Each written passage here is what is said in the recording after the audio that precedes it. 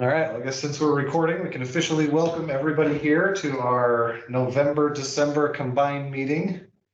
We have plenty of meetings in November and December, and we figured we didn't need to add a whole lot more to them. So thanks everybody for showing up today on our kind of off week. This is not the week we normally meet. Yeah, our presenter still hasn't shown up yet, so I'm stalling for time. If he doesn't show up, this might be a really short meeting.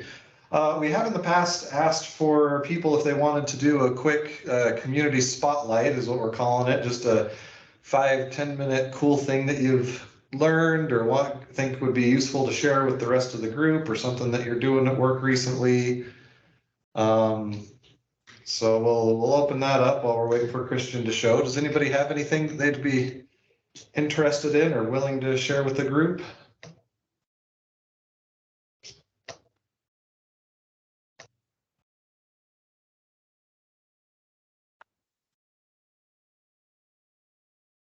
If not, I'm gonna have to find a way to kill for more time, and that's just gonna be weird.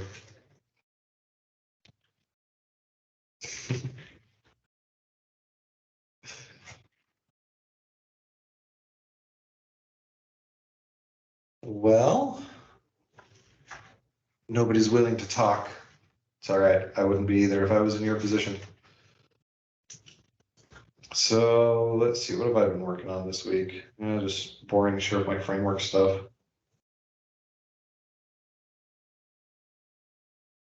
Has anybody tried to set up a Power Virtual Agent bot yet? Renamed it Copilot because they're renaming everything Copilot. Been doing a little bit of work around that and running into all sorts of problems. I was hoping we could maybe hive mind some of these problems. No? Can anybody hear me? Am I just talking to the wall here? Can you guys hear me on the meeting? I can hear you. Okay, good. All right. Whew. Starting to get worried there.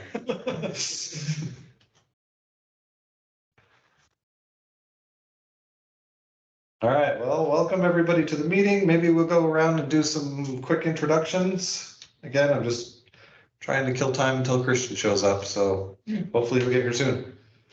But yeah, so my name is Josh Cook. I'm currently the president of this Microsoft user group for coming on close to a year now. And yeah, it's a fun group. I like it. I like being here. I work at Mountain America Credit Union. Hey, how's it going? Hello. Hey, how's it going? Hey, my friend. Good. How you doing? Good. Maybe we'll start going around here in the room. We're killing time until Christian shows up. So hopefully, so we're doing introductions for everybody. So maybe go around the room here and then we'll grab some of the people on the call. Perfect. Are we at me? No. Adam Burden, SharePoint consultant. Okay. How long have you been doing that? Let's see. Longest SharePoint been around? Yeah, I've been involved with SharePoint since 2004. So Ooh, yeah, that's a while. it's been a minute. Well, cool. Awesome. All right. Keep going around. Greg McMurray. I have not been involved for SharePoint quite as long, but Pretty close. 2000, probably 7, Yeah. 6, something like that. I didn't get in until 2012. So I'm a young buck when it comes to SharePoint. Was that when the Mayans predicted it on their calendar? The world was going to end because SharePoint was coming. Josh was getting involved with SharePoint. I have destroyed the world. Cool. And I think, I certainly know Rusty on the phone. And Eloise, are you related to Stacy? I am not. Can you hear me? Yeah, Yep. I am not. Sorry to disappoint. it's not a disappointment at all. No, I don't know a Stacy. Okay, well, then not related. We'll just leave it at that.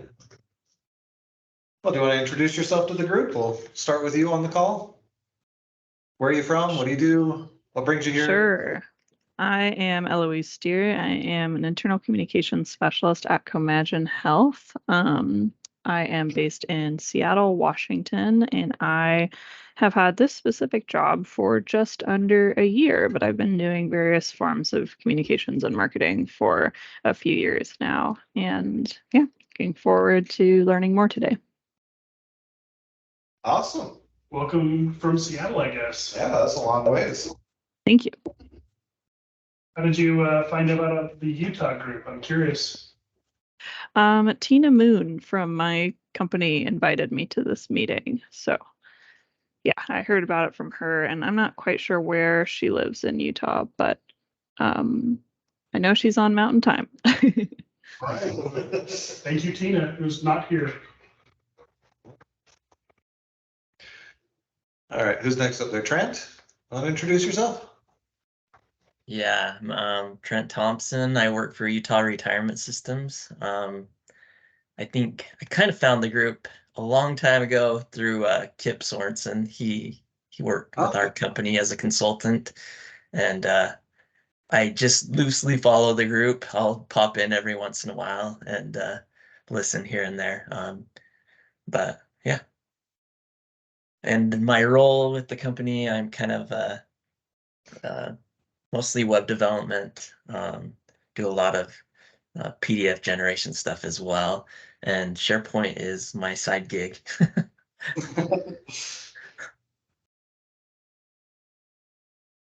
All right. Fantastic. Thanks for being here. Rusty? Oh, and Christian's here now. Yay!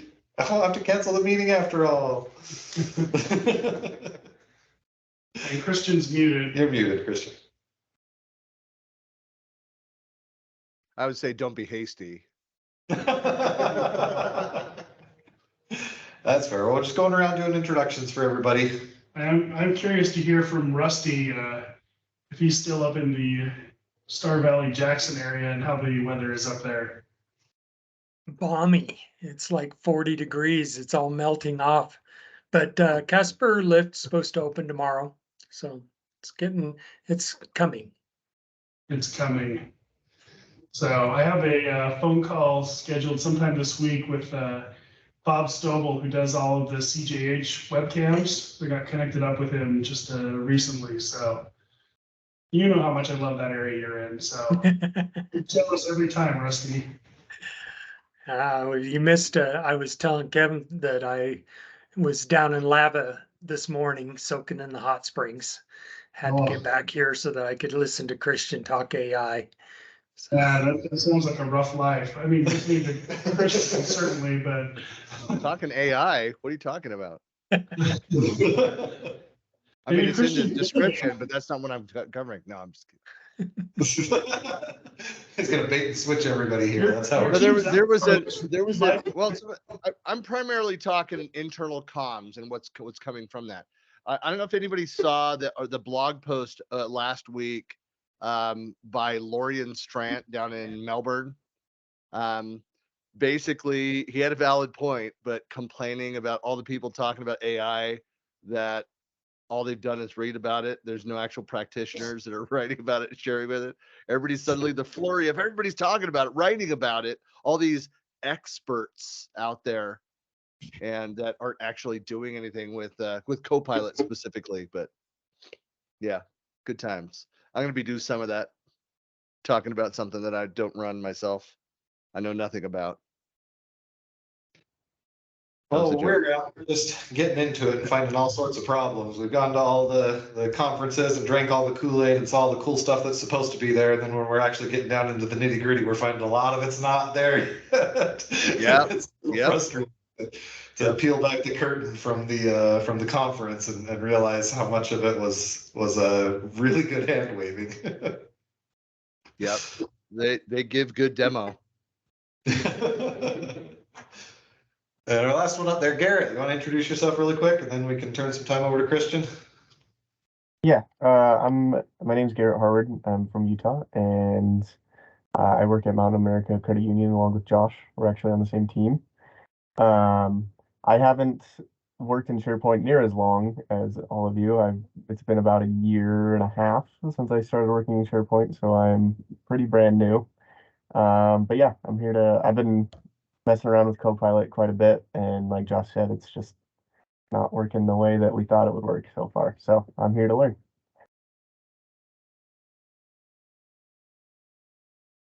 Awesome, awesome. Well, Christian is our master of know everything Microsoft.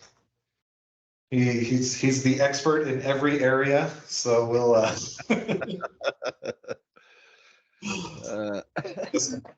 most of you here on the line are read the abstract at least. We're going to talk about internal comms and potentially a little bit how AI can help facilitate that. Not just through the bots, but through a couple of other things that looked like from your abstract as well, through Viva connections, that kind of stuff as well. So I don't know. Yeah, Christian? Yeah, it's like an amalgam of a few different things, and I've given it this presentation a couple other times. I had one like a year ago that was kind of all things Viva related, and so I look this is a longer session, so I'm gonna shorten it a bit. I'm gonna skip past some stuff. If anybody has questions, if I go too fast, skips by something that you feel is relevant, just holler. I'm happy to slow down and talk about that point. But this is really geared towards people who are, when I say like internal communications, so it's not about the IT pros, admins, or devs that are supporting these tools. It's very much a business user practitioner kind of focused, and an introduction to what Microsoft is doing around some of these areas. So it's a little bit of Copilot. It's more about the Viva stuff, and there's a lot. Of course, now, since I gave this session in, when was this? August, I think, when I was down in Australia. I mean, so much has happened, and now Copilots are everywhere. And there's literally, if you're not aware of that, when they say it's not Copilot, singular Copilots, there's over 100 of them that are either have been announced or are internal at Microsoft or whatever. So Copilot is really just the integration of the AI capabilities into whatever else they're pairing it with. So part of the confusion now is there's so many new logos and things that are out there, but that's just the important point to remember, is that when you talk about Copilot, it's not Copilot as a standalone thing. It's Copilot in relation to whatever you're actually talking about. So unless someone disagrees with that description, but let me do this. Let me share. I was about to go in and just start talking, and I realized I haven't shared yet. Do that.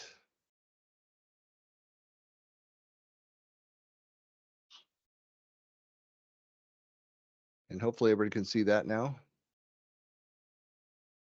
Is it on the Jumbotron there in the room? Yeah, it is. Okay. But we need your walkout song to play now, Christian. The what? We need your walkout song to play now. Oh. Yeah, what is it today?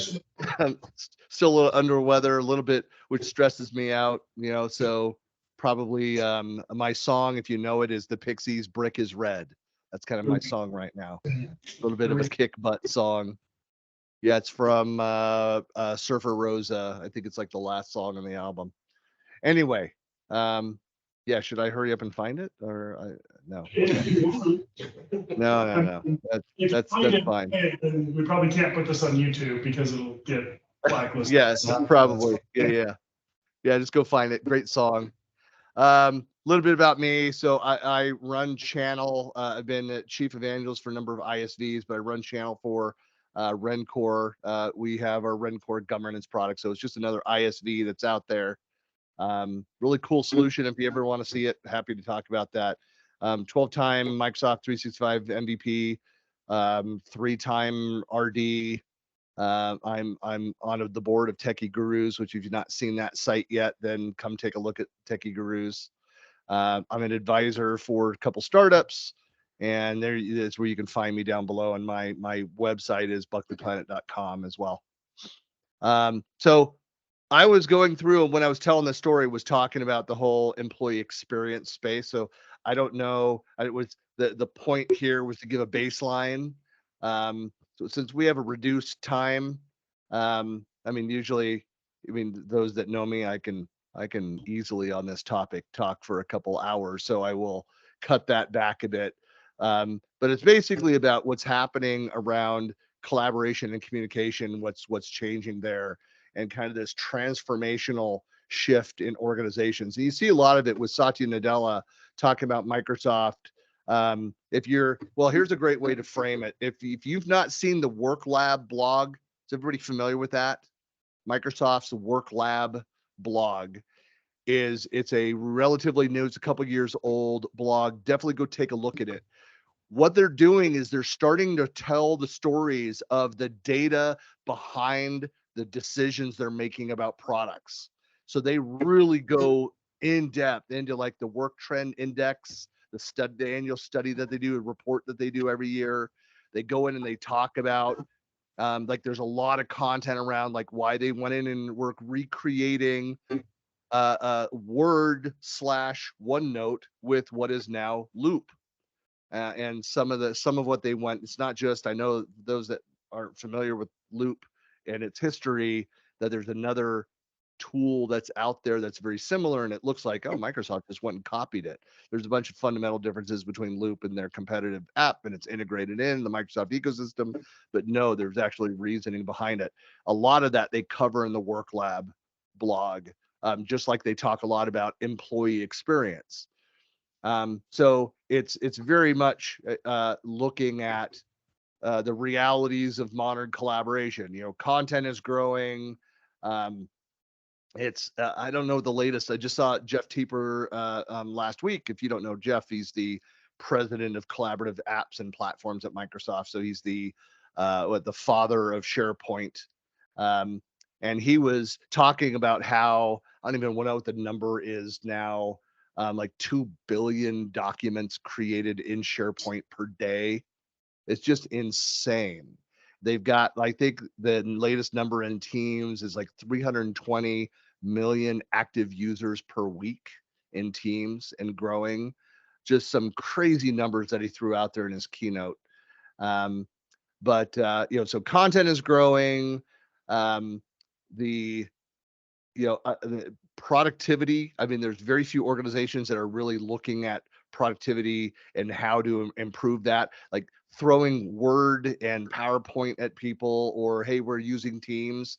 But there are still organizations that are suffering from sprawl. They're unorganized. They search suffers from all of that, and it's the question of, are we effectively using the tools that we have in front of us?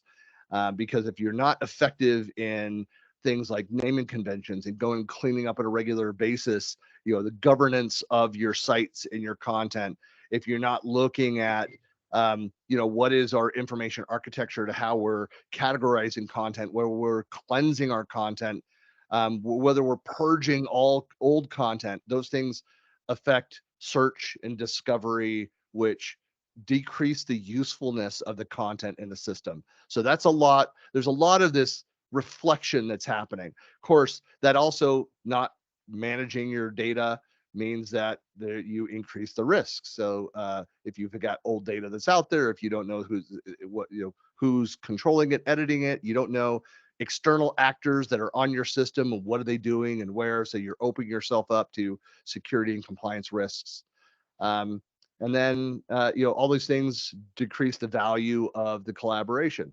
If you have fewer people collaborating, if they're not able to find the data they need in a quick time, then all the data that you're creating and storing, it loses value over time. So that discovery process, make sure that your data is optimized, is critical.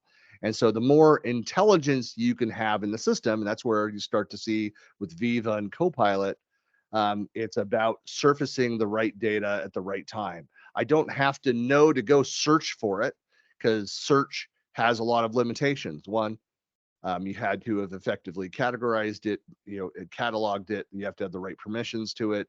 You have to make sure accesses are kind of all the things that can, you have to know the right tags, keywords, the right words and phrases to use to find that content.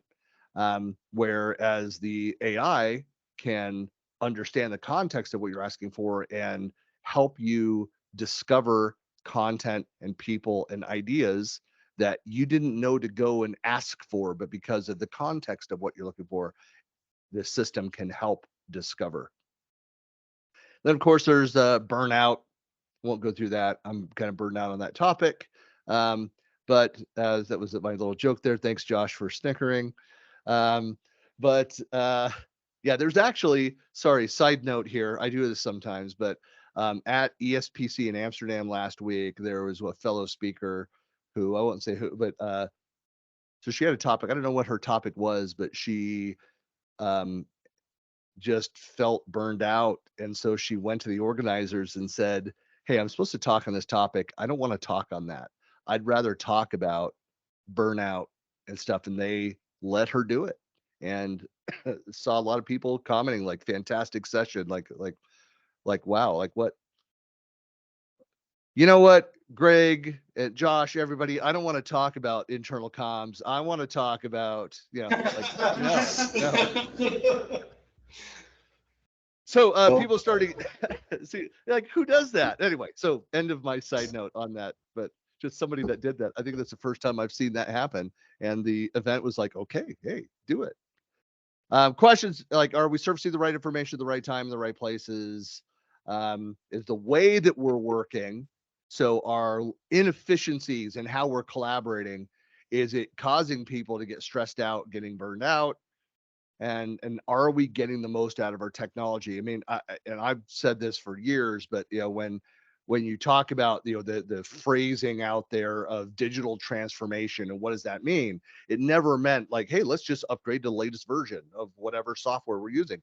No, digital transformation, proper collaboration is about, are we doing it the right way? Are we optimized? So there's what the technology, are we getting the most out of the technology? And is it aligned with our organization, our culture, and our desired outcome? So that's the EXP, the whole employee experience. Satya talked about it back in 2021. He talked about it. People want flexibility. They want a more personalized experience. They want the relevant and timely information to help drive their work. They don't want to be burdened with having to sift through all of the content, all of the team sites. Man, I remember being frustrated. Somebody's telling me, I'm like asking a question. They're like, well, it's in the system. Like, yeah, I'm not finding. Can you just tell me? You wrote the document. Can you not answer my question? Well, you need to go look it up. You need to learn to go look it up. Like, you're sitting right here. So I spent like an hour searching for a thing where they could have just told me. So not very effective ways of communication. So he talked about the hybrid work paradox, and Microsoft is preparing for that hybrid by talking about, the social capital. So it's how we communicate, how we connect and collaborate, which is a lot of the digital transformation. The knowledge capital, so how we learn from each other within and across organizations. And then the human capital is really looking at, are we being overwhelmed? Looking truly at the wellness. And we talk a lot about work-life balance, but nobody really talks about it from a place of, hey, I actually understand. Latest work trend index report talked about how people are concerned that AI is going to replace their jobs. People are looking for AI to assist with finding the right information and answers they need. And the more people understand AI, the more they see its promise to help with the most meaningful parts of their jobs. And there's a great stat that Teeper shared. There's Brian. He could come in and sit down. He's just peering through the window. Like, he just should commit and join. I can't hear super well up there. What's up, Christian? Hey, how's it going? I saw you wandering around down there. I was like, yeah. I saw Adam in here. I saw you guys there. Like, what's going on? Nobody invites me to anything anymore. No, Like, No. okay. I mean, we shouldn't. I've got a meeting in 2 minutes, but then if you guys are still here, I'll come back. So, All right. okay. All right. Thanks, guys. Good to see Good you. to see you. Yeah. So Teeper shared a stat, and I know it's written out there, and probably heard this, but it's 70. So the people that have been piloting Copilot, 77% of the people that have been piloting it say, I can't live without this. Now, a couple caveats there is Microsoft had a very small, in the grand scheme of things, very small pilot, and the large organizations that were paying to be in there. So these were really kind of the front of the adoption curve, like the people that were hungry to go and try this, made a business case for it. Microsoft pulled them in. So saying, and even on stage, Teeper said 80%, and there's somebody tweeted out immediately like, well, he's rounding up. It wasn't that high. 77% of people responded, like, can't live without this technology. It's fantastic. And they're doing it for all those reasons. They're, and I'm just going to skip past this. There's more storytelling there. This more storytelling here, but I love this one, so I'll talk about it in a second. But anyway, people are leveraging it for what it's been, and I think for all the fun we make of Microsoft for bad branding, bad product names, hello Microsoft Teams, the building a Teams team, but they got it right with Copilot, and they kept emphasizing that point. Look, it's a co-pilot. It's not the pilot. It doesn't replace you. It is there to assist you. So it helps you with ideas. It helps you with creativity. Like I've started doing, like I write very terse emails. Like somebody asked me a question, I was like, here you go, thanks. There's my response. And when dealing with partners and customers, not great to send short messages that are prone to misunderstanding and hurt feelings because it wasn't flowery enough. So I've started to use AI to build a more polished response to that. So as an assistant, it is fantastic for idea generation, for embellishing on. It can't write an article, but it can give you ideas for an article, or take your written content and make sure that you're answering questions or summarizing complex data. So the TDLR, I don't have the time for this. Tell me the salient points in this article. It's great about that. But something, getting back to EXP, so employee experience. There's a great book that talked about this. It made some of the same points. I've talked about this book for years. I think their formula, the authors, is fantastic, where they really says it's the successful community. So who's the body of people that you're collaborating with? And you think about that in your own company. One community is the entire company, everybody in the intranet, that's a community. Then you have everybody in your business unit, that's a community. Then you have everybody on your actual project team you're working, that's a community. You're going to have different tools and methods of communicating and sharing with each of those communities. It's going to be slightly different. There's going to be some shared things. So you have to know who your community is that you're trying to reach. The social is like, what are the tools what are the ways that we collaborate with my entire company? Like we're inside Teams. We also use Engage, formerly known as Yammer. So we have that social. So there's certain things, themes, conversations that happen in Yammer, things that are project or program related, are all within Teams. And then of course we have chats and emails and kind of each of those things. And it's just understood that for those different communities, there's different styles of communication. And the last one is the purpose. Understand what you're trying to do, the intent of the collaboration. So great book. If you are interested in reading up on social collaborative organizations, I highly recommend that. So yes, EXP, I've been talking about it. That's what that is. Key aspects. Yeah. Anyway, I'll go through the stuff. I'm not going to go through the builds. It's all right there. I'm going to skip ahead. So what is the role of internal comms? So, it really is, as I say here, it's the key to organization of how do we share information? How do we work together? So there's corporate communications, So you think of like your communications team, if you have that in your organization. There's also just the standards, the culture for communicating across the organization.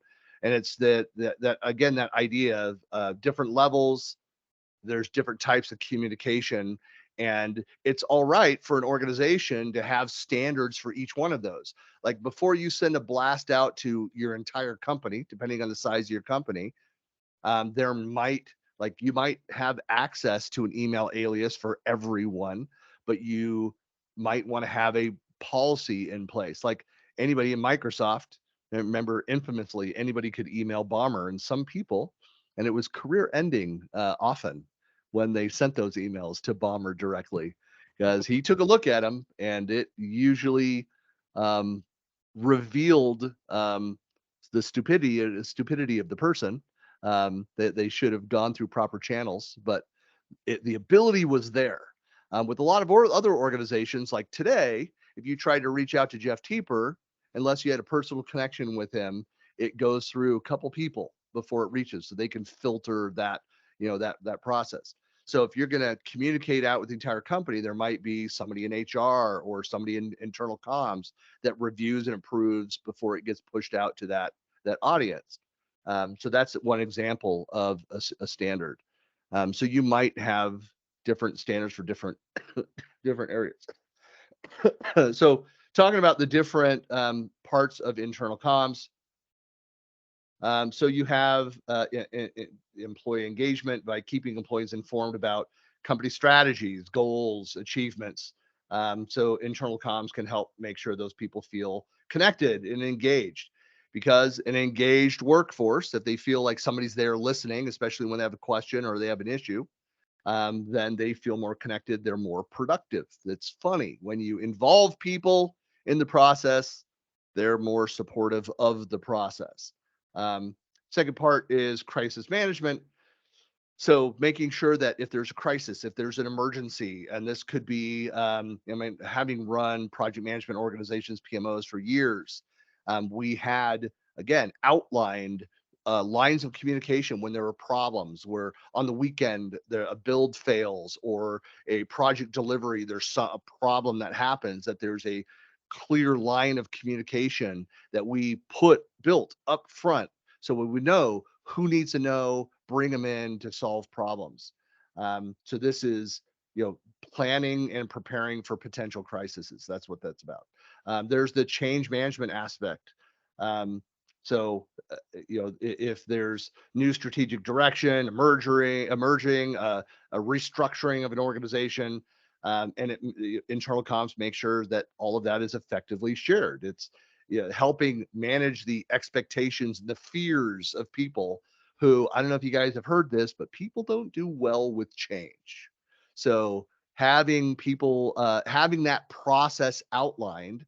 So again, if people feel like, hey, I'm in the loop, I'm hearing about something, I'm getting, the non-update updates in the emergency, but communication helps people manage that change.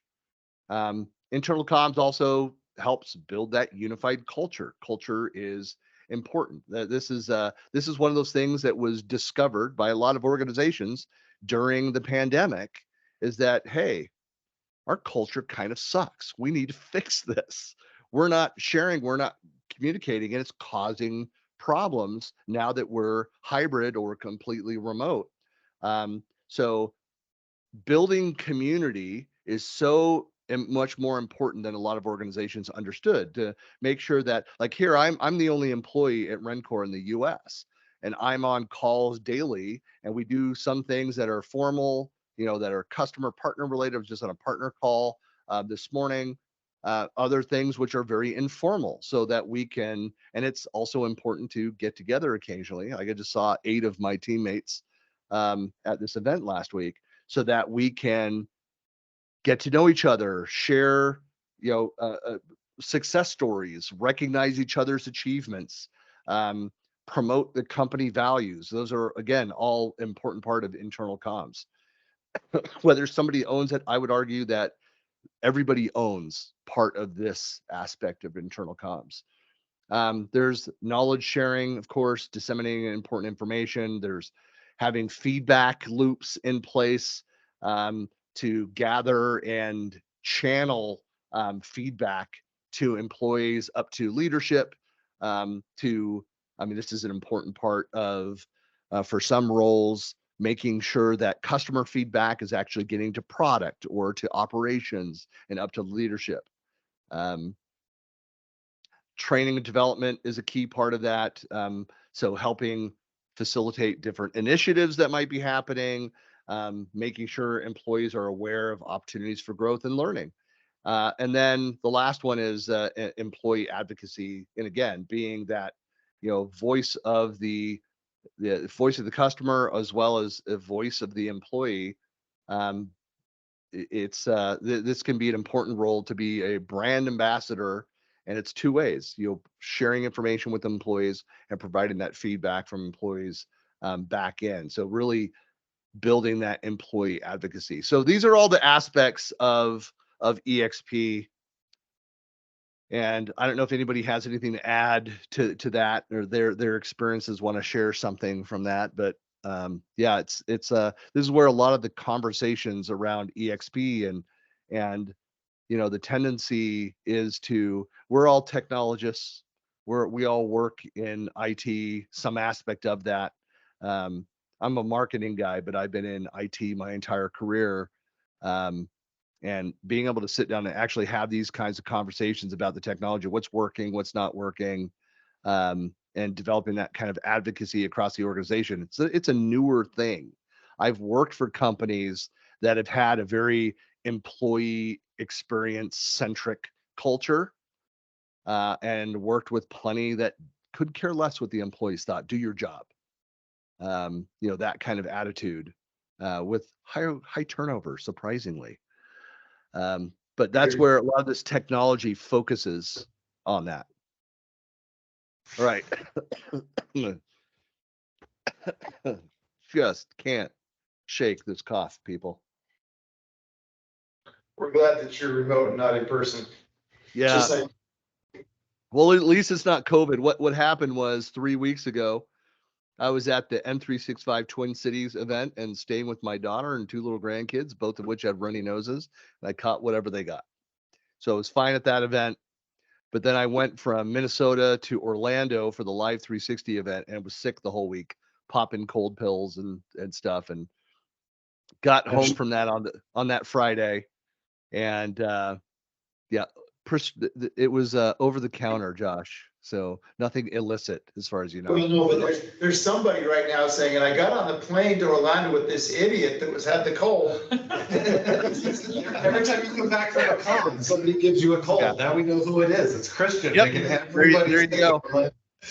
There you go. I will say that I didn't feel as bad as when I got COVID earlier this year, and I tested twice, wasn't COVID. It was just a cold. But what sucked about it was being on the road, as you know, and being in the booth and talking to so many people, was like starting to lose my voice. But it didn't fully hit me until I got home, and it's like that my body knew, like, oh, you're home for a week. You're like just let go, just do it. And I was full blown sick, and so sick for a week. Started feeling better, but just can't get rid of the cough, like a dry cough. And then did another week, another event. So that was my 8th event in the last 2.5 months. And I'm done for the year, thankfully. So, all right, so let's get into it. Future of internal comms with Viva. So we've all seen the pictures of Viva. You've got the buckets. They've changed it around a couple times. Here's another view of what's in there.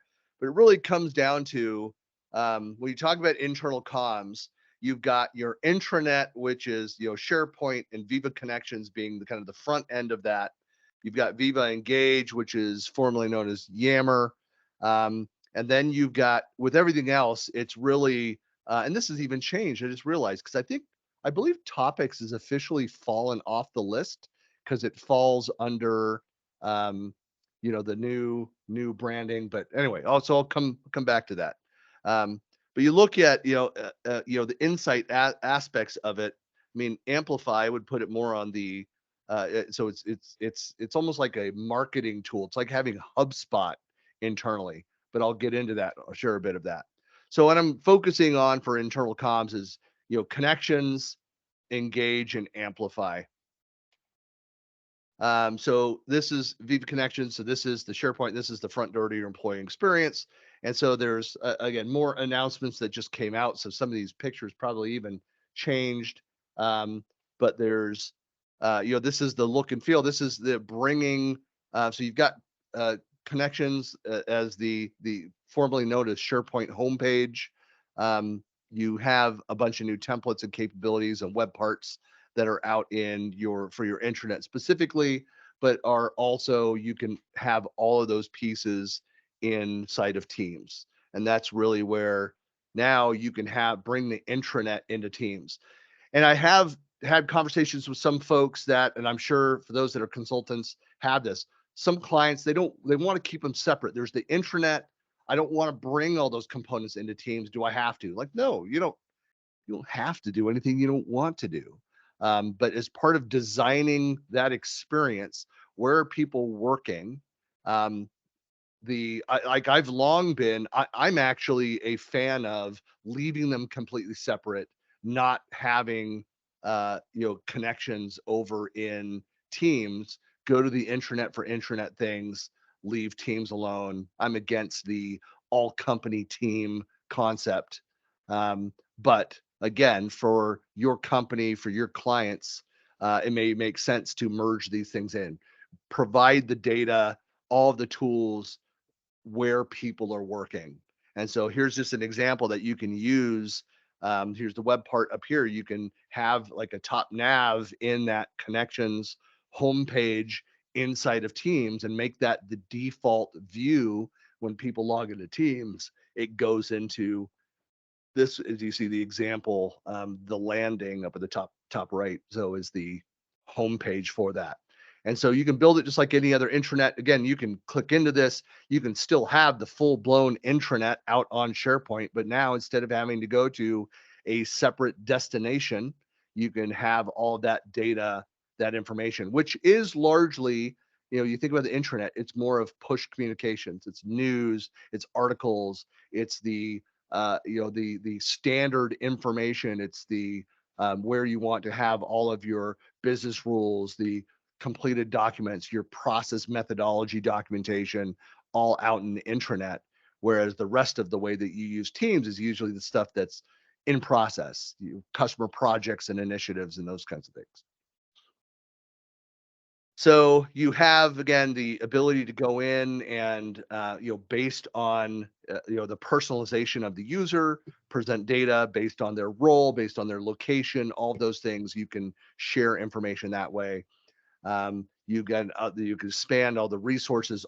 Again, all of the features that are in the traditional intranet interface, you can bring over with Connections. So targeted links to sites on your organization's intranet and resources from across whatever sources and various tools that are relevant there.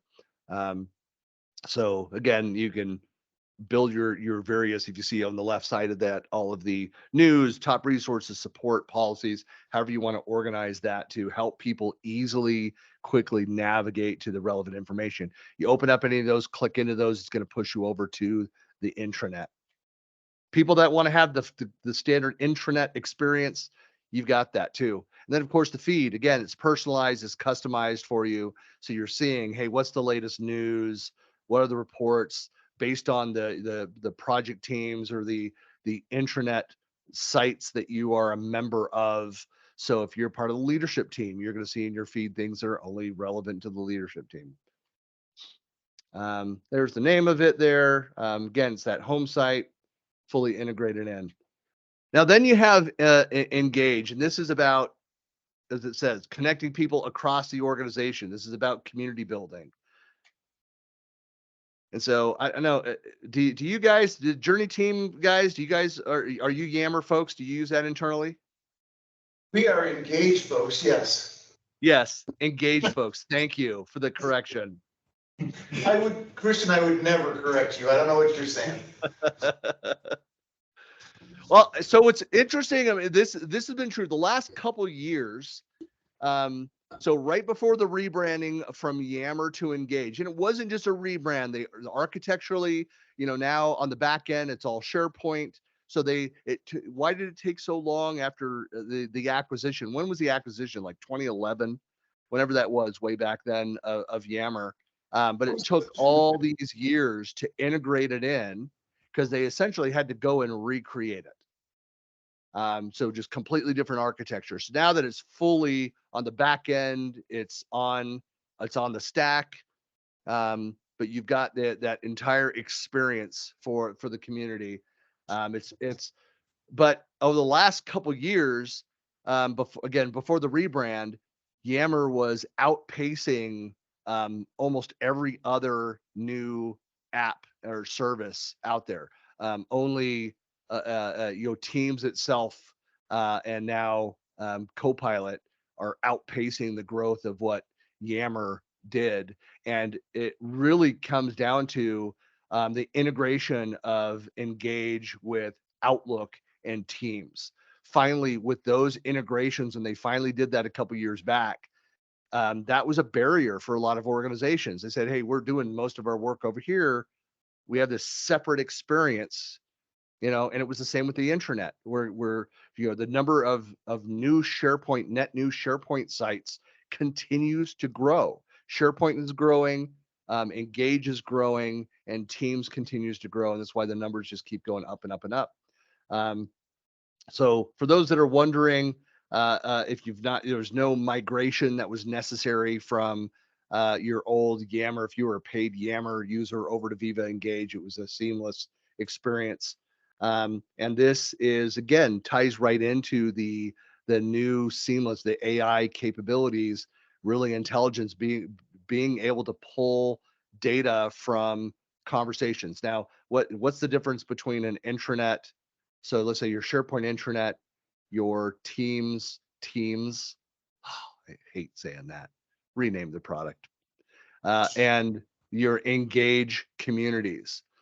And it has to do with, again, what's your community, what's the type of the collaboration. I'm sure everybody here remembers the whole inner loop, outer loop. I was a fan of that messaging. But it comes down to knowing the scope of the community, whereas the intranet is for everybody, it's formal, it's published document. If you're looking for the official position on our company's stand on this information, that's the intranet, where it's open to the entire company, yet it's about any topic and it's more about the cultural aspect. That's Engage. If you want to talk about a specific project that we're working on, want a customer engagement we're working on, that's in Teams. And so now you have, I think, a great clarification from Microsoft messaging around that inner loop, outer loop, and use of each of those. For those that aren't that familiar with Engage, we'll just do a quick walkthrough of some of the capabilities here. Yeah. On this same topic, with either Yammer or Engage, have you seen some really good use cases, like customers that are just knocking it out of the park they have found the right way to use the product? So, and I was gonna ask, Christian, are you gonna do a bit about how to drive adoption, how to get people to use this stuff once you've stood it up? Are you gonna talk about that, or is that not on your agenda? No, I don't care at all about that. No, I'm going to talk a little bit about that. Okay. Yeah, I'm going to talk a little bit about that. That's the difference, Greg, right? Is that adoption does make a difference. Well, but what is it that helps? So Teams, because Teams is all about you and I doing our daily work, and it's very project specific and it's very, very company specific. Teams is just going to take off. You turn Teams off, people are going to use it. But Engage, because it's softer, if you don't have leadership involved and engaged, and if you don't have leadership putting out messages that are relevant and important to customers, and you don't have activities there that are important to your employees, it's going to be cobwebs, which is I think what you're referring to. It's so, Microsoft's position on these is that there's no right or wrong answer. Is they say, and it's frustrating to people to hear this response, which is, do what makes sense for your organization.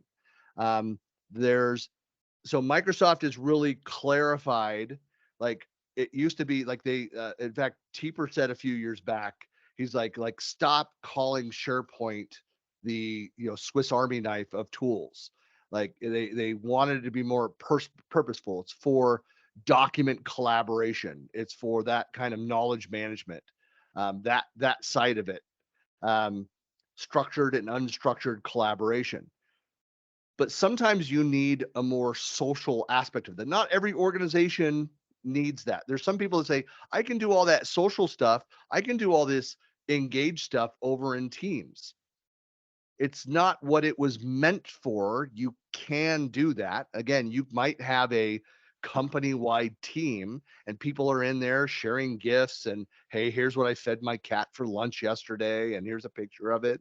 Here's a picture from another angle.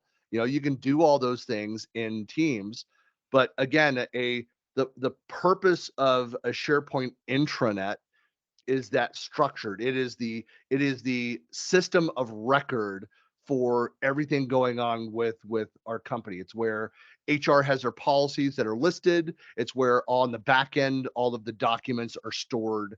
That's that primary system. Teams is about, like, I'm on a project with 5 other people and 2 external people. The only people that care about this are the 5 of us and the 2 people externally. We're working on getting that work done. When that project is done and delivered, we take that final documentation, the final version of it, we put it over in the archives over on the intranet, where it's that system of record, and then we might delete that team because it's over. So that's more about like the difference between teams. It's like we're working on something together and everybody that needs to participate can participate. Whereas SharePoint, it's there, it's longer term, longer term for that content that's important to the organization. And then Engage is like, hey, like I work remote. Like I might share like, hey, I read this article out there by this author that might be relevant to a couple different projects. What do people think about that? So it's more of a cultural collaborative place. It's related to the company, so it's part of that community. It's not related to any one project because, this is where it works the best, is that you're constantly sometimes redirecting people. Like if I start up a conversation over and I start a community talking about a project, a couple people at my company right away would, because we started using Engage. We're now 78 people, I think, at Rencor. When I started early this year, we were at 52. So it's grown that much this year. And we've started using Engage. And if somebody starts talking about a customer or a partner or project, very quickly somebody comes in and says, why are you talking about that here? It should be over in the channel for that, in that team that's related, so that we keep everything in context. But sometimes when you were like, hey, well, let's plan our Christmas party, cultural thing. I'm going to share this industry news, this knowledge. It doesn't relate to any project. It's a cultural thing. So Engage is much more about the culture and conversations. And the other nice thing about it is that it might be things like if we do a company town hall, it's not part of, we might hold the town hall in Teams, but in a Teams meeting, but there's conversation and questions being asked over in Engage. And 6 months later, when we do our next town hall, all of that conversation is still there. That community was put in place. And so we can actually go back and often when people will pull up, oh yeah, hey, we talked about that last town hall. Here's the answer. Here's what we came up with. So I don't know if that helps make sense, but we don't have somebody that is like a community manager. We're all kind of playing that role in the size organization we are. But as we get bigger, I can see having, somebody that owns the systems and is like a community manager to make sure that, each of those environments is healthy and kind of policing that so that we get the most out of each of them, that the conversations that should be in a different platform are redirected. I don't know if if that helps answer some of. Well, he left the room, so as far as the So when he culture watches thing. the recording back, this is where we make fun of him. Okay, yeah. I think he was asking that question. I don't think he really was invested in hearing the answer. So, honestly, He got waved by somebody he likes more than he likes you, which is just yeah, about that's true. That's an easy decision, but yeah. So you have these communities that are out there. Like I've got a community. There's a bunch of musicians in Rencore, and so we share music. The little in-house band played at the company All Hands, and that was held in Munich this summer.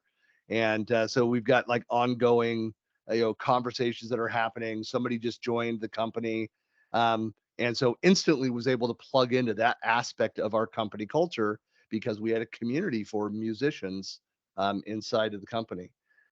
It's a great place for the transfer of knowledge and experience in general.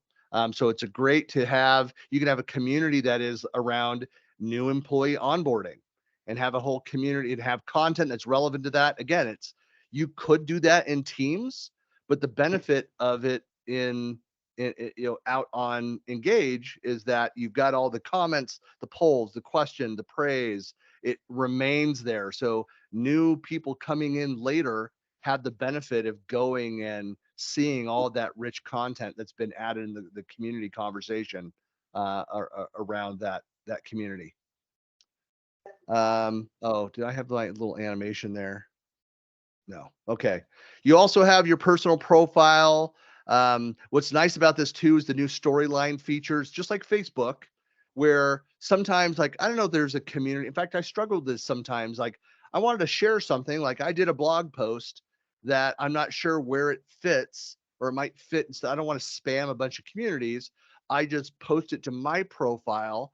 I might put in hashtags, and it's a way that I could share information so people who follow me or follow a hashtag, then they get a notification that, hey, there's new content from Christian or around this topic. So you get that. It's just like any other social network. So this is an internal, private, secure social network that is also integrated. As you're seeing Viva Engage through Teams, through that Teams experience. So I can share updates and photos. People can comment. I can provide praise. I can, comment, like things, kind of all those things. You get that summary information, so you know as well whether people are really reading the stuff that I'm posting. What do they care the most about, or where am I getting the most engagement? But somebody could also come and see if they join the company and I'm a peer, they can go look at my profile and say, oh, here's all the communities that Christian's a member of. I might want to go and take a look at the conversations. I might want to go and join those things. So that's when there's important information to share, storyline announcements. So this, again, I can say, hey, how do I want to share that out there? You can post images, you can post videos. And it's a great case study. Microsoft always talks about how Jeff Teeper, every Friday, he does his 5-minute video update where he interviews somebody from within the organization, talks about the latest news, and he publishes that every week out on Engage. So everybody in the organization follows, they keep up to date with new storylines that Jeff cares about, that wants to go and promote. Every Monday, Caruana Gatimu and Heather Cook. If you don't know them, Caruana is close friend of the community. She and I started SharePoint Saturday Los Angeles back in 2010. She joined Microsoft, and now she helped spearhead the creation of adoption.microsoft.com. She helped with the expansion of Fast Track, and she's the head of adoption across Microsoft 365. Is like a principal PM manager there. Heather Cook does pretty much the same. So each of them kind of help drive community. They're community liaisons to all of us. But Heather does that for the Power Platform organization, working for Charles Lamanna. But they do something every Monday where it's like Mondays at Microsoft, and they do it as out on LinkedIn, and they also then share the recording out via Engage. So Christian, those are all examples of what I was talking about, in that you've got to have leadership that is using the platform. And that leadership's got to be sharing content like that other people care to see, because they're not going to want to buy if there's nothing there for them to see that. And so anytime we find an organization, and we all have to agree that now that Greg is back, we're not going to tell him the secret of how to stand it up, but it's all about the content, like you're just talking about. It is. Well, so the only difference I have there, and Greg, now that you're back and pretending to care about adoption, the so the difference is that if I were to go out and blast something out to an organization that's an entire company, I'm going to have less of a response than our CEO. That's kind of the point you just made. If you don't have the senior leaders that are helping drive that. However, by communicating to the relevant community, when I go and post something to the musicians at Rencore community, almost everybody that's in the community, because there's less than 10 of us, respond to it. So you'll get more engagement when it's more personalized. That's the point. Instead of having everybody in the company in a team and then sharing everything with everyone, what happens is anybody posts there, we're all going to ignore it because there's so much garbage, so much traffic, so much crap going through that channel. It's the wrong place for it. In Engage, we can create all of these affinity groups, all of these different communities, and you are only participating in the communities that you care about in theory. You'll sign up for a bunch of things, but yeah. To get people to show up for that, Christian, it's kind of like, who was it, the Three Stooges guy that says, I never go to that club, nobody goes to that club, it's too crowded. And it's the same kind of thing. If you don't have a reason for people to show up, they're not going to know about that special affinity group. They're not going to know about your group of 10 wannabe musicians. And so they're not going to participate. And so you've got to have that leadership from the very top to get that ball. And once you get the ball rolling, then you can have all the special interest groups you want. But until you have a good percentage of the company showing up, it's going to be cobwebs. And so you've got to have the. Well, that's why you can't rely on, and again, it's musicians who probably could have done more with that, but chose IT as a job path, not wannabes. You can lie to yourself if you want. But no, to your point, that's why it's you can't just launch an intranet, post content, and think people will show up. You can't create a new team, have all the pieces there, and people won't show up. You create a community and put content in it, people won't show up. They need to know about it. And that's why sharing that, commenting, inviting people in, like the invite is like, if I go create a new community, the first part of creating an engaged community is, who do you want to invite in? And so then that's when I spam everybody, like, here's all the people I think that need to be in, and people can look at the invite and accept or reject that. The people who accept it, in theory, want to be there and participate in that kind of conversation, so they are more likely to respond. But that's also where community nurturing is such an important aspect. If I create that community, if I'm not seeing engagement from people in that musicians and Rencore, I might reach out to them and say, hey, I just dropped a new recording that I just did on the home 8-track. I placed it over in Engage in our community. Go take a look at it. I mean, that's the kind of nurturing that you need to do. You do that for projects. So, but that's an important part of it. That's actually why Amplify is such an important tool, which I'm going to come to. So you're not just communicating at people. That's published data that's out there.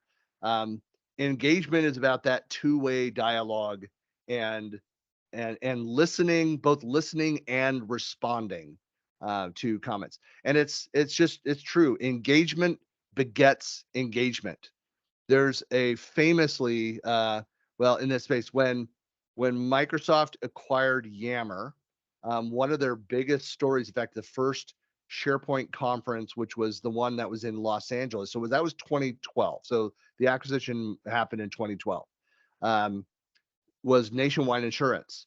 And to your point, Kevin, they made the shared the example on the keynote of that conference, how Nationwide was that they have a huge support organization. There was a woman who was brand new, like a week in the role, and she had some customer feedback, and she posted it out to then Yammer, now Engage, said, hey, you know, what do people think about this? And I just ran to this, like, I'm new, and no one responded. And after a couple days, the CEO was going through new messages that did not have any responses, and he responded to it.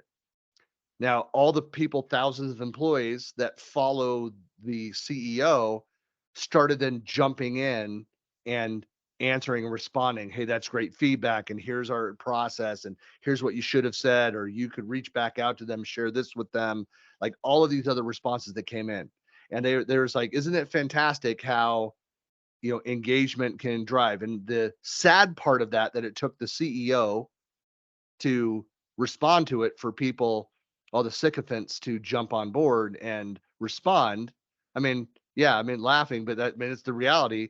But by being, if she had known to go and share that out and invite people in to do that and nurture that, she would have gotten some more responses, which would have grown. Other people would have seen that other activity, and it would have grown more slowly, but it would have grown with that interaction.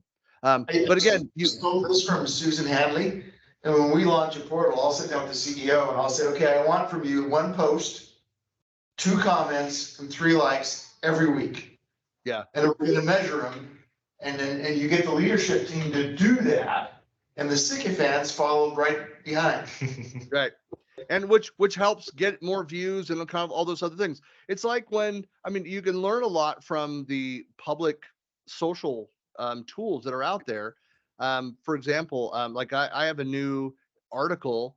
When I post it to my blog, and I'll blast it out across multiple platforms one time, I'll just put the title of it with the URL and a couple relevant hashtags, blast it out there. What I'm doing now, thank you, ChatGPT, is I'm also then going and creating, I have a running dialogue around social posts, and I will have ChatGPT, and Copilot can do the same thing, create, I'll say, you know, generate 3 tweets for the article, and I'll put it in quotes on this, you know, if I wrote it, you know, by Christian Buckley, based on the following, and then I will cut and paste the entire article into that, and it will then generate 3 usually fantastic tweets that are different. I can then use Dolly. I could create other artwork for it, so I could generate those. But it's the same article, but I'm promoting it in different ways, and I spread it out at different times to get different audiences, so that I hit, like, internally. That's what Amplify can help do the exact same thing, reach people where they're collaborating. I mean, the nice thing, again, what was helping Engage grow so rapidly again, and why it's back up near the top, it's faster than Planner, faster than Lists, it's doing better than some of the Power Apps solutions. It's really starting to be embraced when I now send, you know, make a new comment. If I've got 10 people that are following a community, then they can go and see that. They get a notification of a new comment if they have that turned on there within Engage itself. But they also then get to their inbox in Outlook. They also get a, like, hey, there's a new conversation, or somebody asked you a question in your community. And so having the integration of Engage across both Teams and Outlook has been huge for its growth. So that's, again, reaching people where they are. There's other features, like there's a new leadership corner. So there's, you know, nice features so that you can, again, have that personalized view of your leaders, what they're talking about, what's important to them, their storylines, official communications. If they host, if your leadership team, like Jeff Teeper does his Friday thing. So in the leadership corner or out on his profile, you'll find all of his Friday recordings, or anything else, any other AMA. He also is famously will go in if he sees questions that are being discussed, and he'll go provide an answer, cut a quick video, post it out to Engage, and let people follow it there and find it there. So you can run AMAs. So this is just like, you know, if you do that, follow AMAs out on Reddit, I run my, a similar AMA, my tweet jams are similar to that. So people can listen and respond. What's great about this too is that you can upvote responses to the questions, but it becomes, a public record, a searchable record. And you can have official answers to those that they can highlight, but still see what are the other responses, what are the other questions, the follow-up questions people are asking. So I've got a few Microsoft slides in here. So around Leadership Corner with that announcement or availability early this year. So it has that space for leadership to see what employees are talking about, start that new conversation. You can see who's participating, who you want to follow from the leadership team. Again, great for new employees coming in to figure out, who am I supposed to follow? You've got you can see all the different initiatives so you can kind of advertise internally, like, hey, there are these programs that are going on that we're looking for people to do. Surveys and employee well-being, monthly regular surveys of how people are doing, let people respond. So Microsoft has their giving campaign, which is where they've got their goals split out to every business unit, every team. They match, 100% up to a certain dollar amount every year around that. So you can run that annual program and keep the dialogue going around important initiatives and see the level of participation, that activity over on the right side. So it's great for building social engagement around business and cultural initiatives. And it does aggregate posts from multiple areas around Viva Engage. Of course, you can go see all the analytics around this, so you can measure and improve the reach of your campaign, of your community, and see all the audience. They're looking at it's trending positive. Also looking at how people are responding, and again looking at the deeper analytics around it, and to be able to go in, and now you've got like the Copilot integration with it once you get to the point and you have Copilot. So what's nice about this is that you can very quickly go in, ask questions about what conversations are happening out there, summarize points.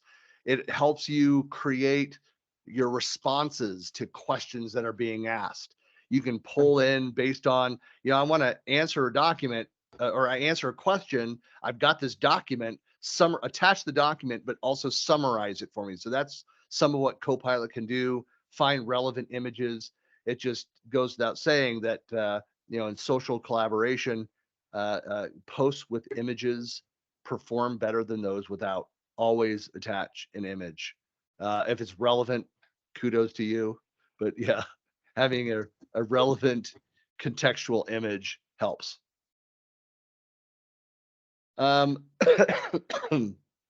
So you're of course in control of whatever you share.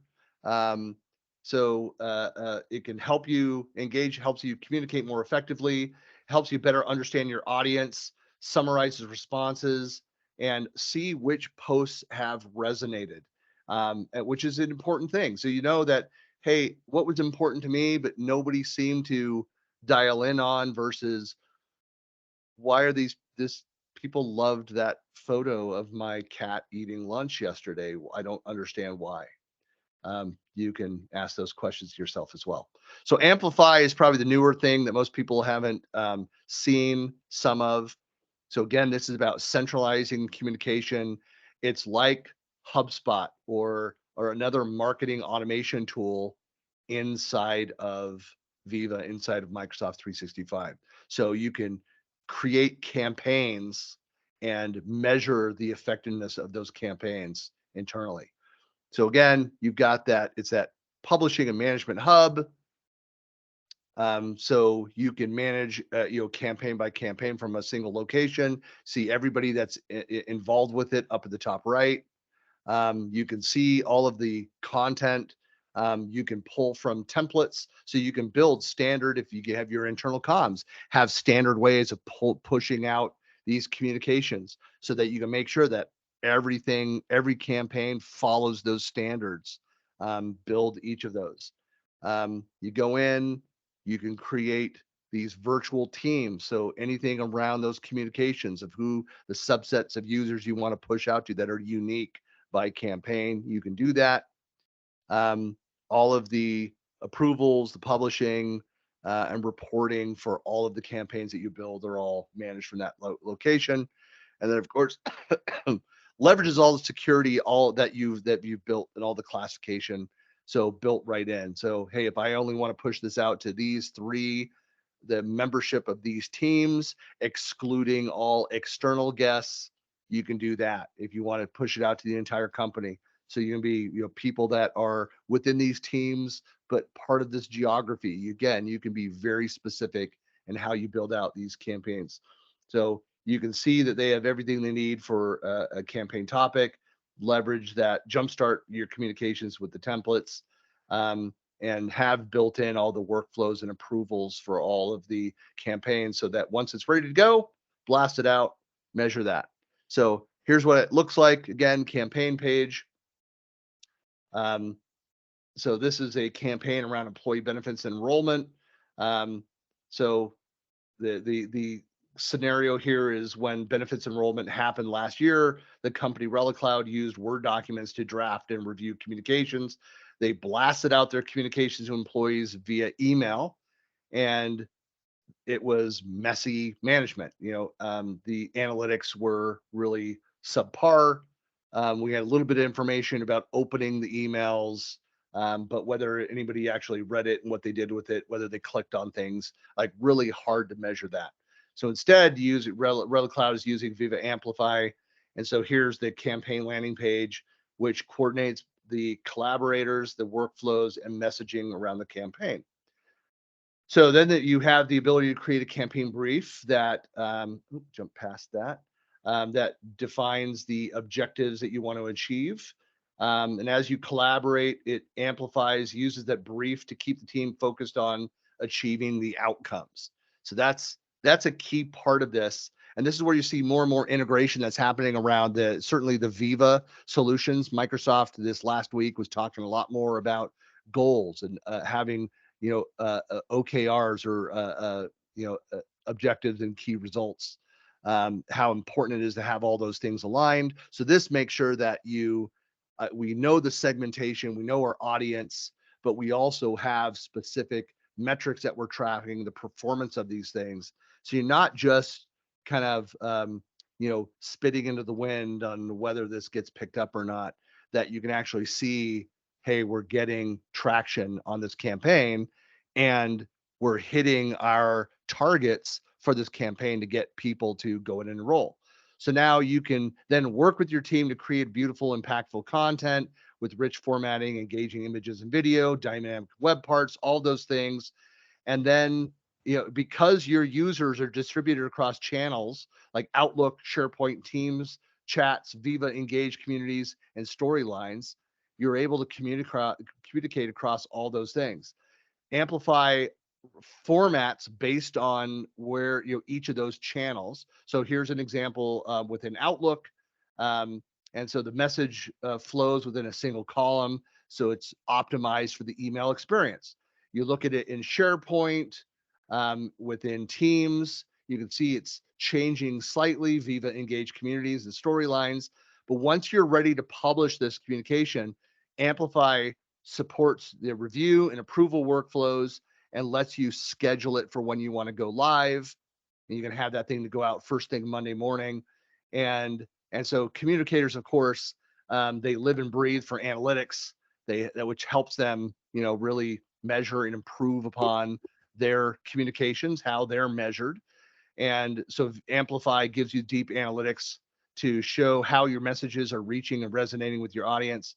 It has that sentiment analysis, which personally most people don't know how to read. It's not as useful, but it's nice to see that it's positive. It's scaling up, even though the more granular it's like having high quality speakers. It's lost on, for stereo list owners, it's lost on most listeners, like especially if you're playing CDs, it already cuts off the highs and the lows. You want vinyl, people, is what I'm saying.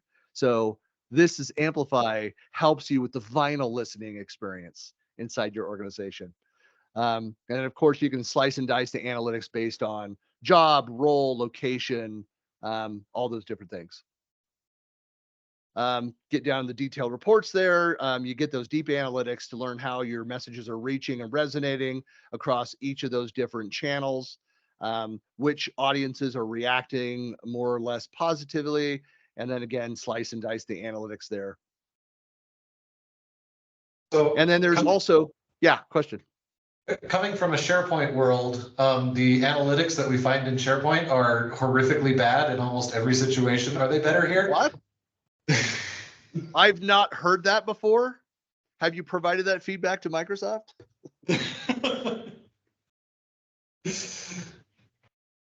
Yeah, they're improved.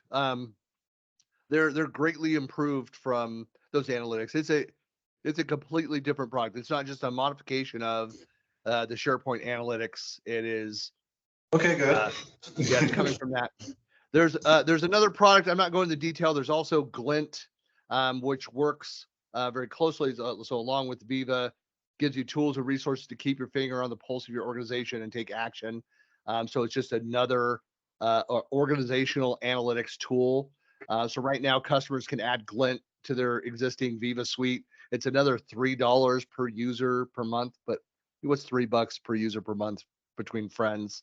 But the two of them together between, Glint, it helps the leaders better understand a lot of the employee experience data, get more into the detail on it. So there's more, Microsoft has more announcements coming out this next year about Glint integration and more that's going on there. So don't have a lot to say about it because I've not been playing with it, but it's, it's very different from Insights, just another thing. So there's also other stuff. I'm not going through the roadmap stuff because this stuff has been updated, changed.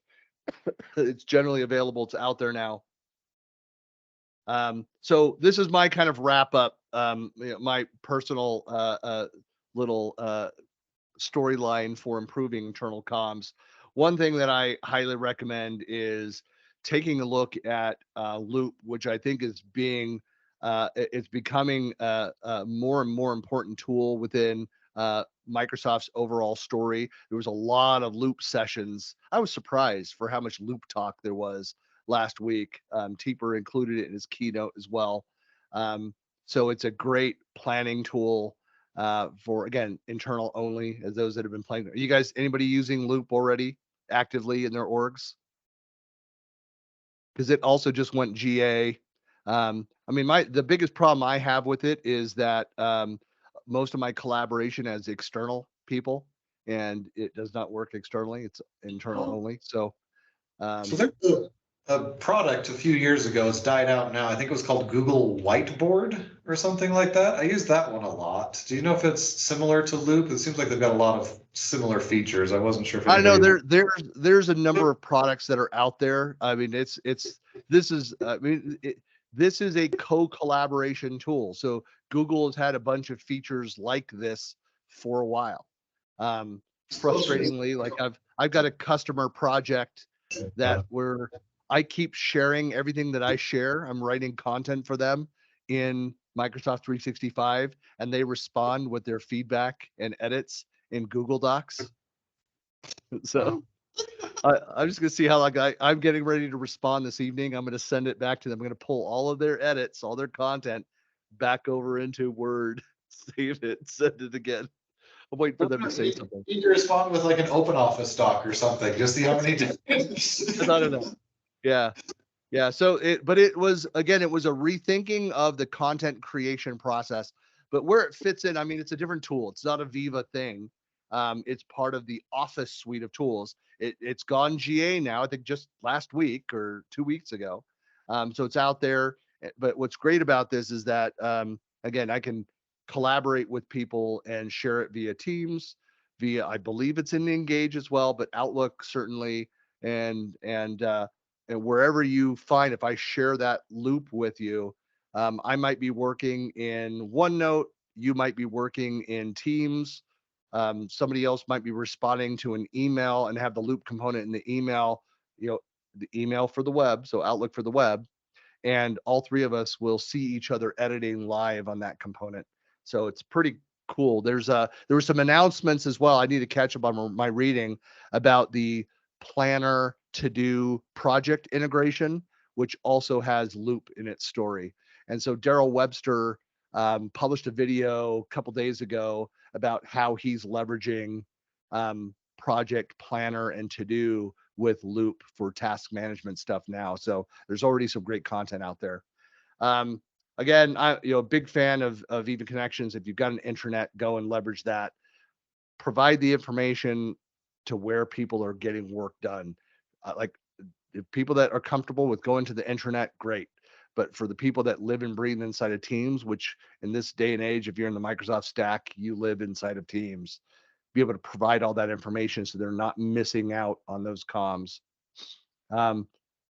I say deploy and expand your usage of Viva Engage. I'm a huge fan of that. I think it's, again, small organizations can get value out of Engage as well as large organizations. Culturally, it just helps so much with so many aspects of the, keeping the team working together. So you're not having to share your cat memes over on Teams. Like I'll do it when I have to, but I'd rather have share those important dialogues about pet care out on an engaged community.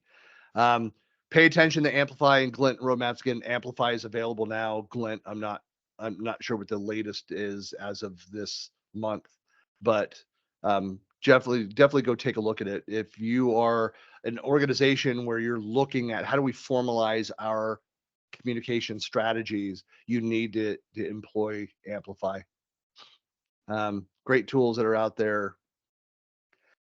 And then I like this. Again, as I was talking about briefly, treat your internal communications like your external communications. Like I've talked about this, I think, to the user group in the past about, I shared earlier about how I use it to craft emails where I just have the shortest possible response, great, thanks, reply, where it should be embellished. It should be longer, certain points made. Like I will go to Copilot or ChatGPT.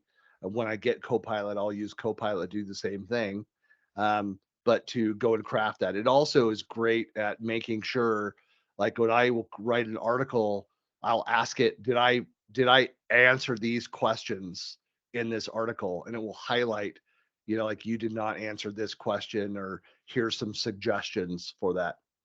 And you should treat your internal comms just like those external comms. We look very closely at what is this messaging, where is it going, how effective was it when we're pushing out to customers and partners. We should be looking at the effective communications internally as well. Just to clarify, Christian, did you say you're using that to lengthen or expound on your message, or to shorten your message? Both. So I write very terse, short emails, but very long blog posts. And so I do use both of those things. When I know that I need, especially when I'm doing, partner outreach, I'll literally go in and say, I need to do an email, a professional email to this client. Here are the 3 points I need it to make. And I can sit there and pain over it for an hour before hitting send, or in 2 minutes, have a couple suggested emails with the pertinent information included. And I'll cut and paste that and blast that out to a customer. And we can take that, for me, put it in Glint and say, summarize this for me. There's a joke, there's a meme about that of like a person sitting there at the computer with the boss over and the person at the computer saying, this is fantastic. I can take these 3 bullets and it expands it into this beautiful narrative to tell the story. And then on the other side, the person at the computer said, with the person standing over saying, this is fantastic. I can take this long, unwieldy narrative and simplify it to 3 bullet points. Yeah. That's what I was calling out to. Yep. So I got some resources out there. I'll share the deck somewhere. Where do we share our content? I don't even know, but I can happy to share that out there with some articles out there. Again, there's been some updates, but that's all I have to say on the matter. Yeah, thank you. See, was that worth the, what was it, 6 months ago when I volunteered to talk on this topic? But I've given it a couple times since then on this version. And yeah, it's some great sessions this last week. I get it again. I have to catch up on some reading and with the latest announcements. And there were a few things that were included. If you've not read through the Microsoft Ignite Book of News around some of the Viva components, certainly the Copilot pieces, whatever, that's where you'll get the latest out of Microsoft and all these things. All right. Cool. Well, thank you very much, Christian. Yeah. We normally open it up to Q&A and questions and general things at the end, but I think you've taken up the majority of the time. So if anybody needs to jump off or leave, we can totally understand that. We normally try to end right around now. If anybody wants to stick around, ask any questions, either related to Christian's topic or not, we can stick around for a little while longer. Yeah, as discussed before, this is both our November and December meeting, so we will not be meeting again until next year. January, the 4th Tuesday in January is when we're going to be doing our next meeting. Keep an eye out in your emails for 23rd? 23rd of January. Awesome.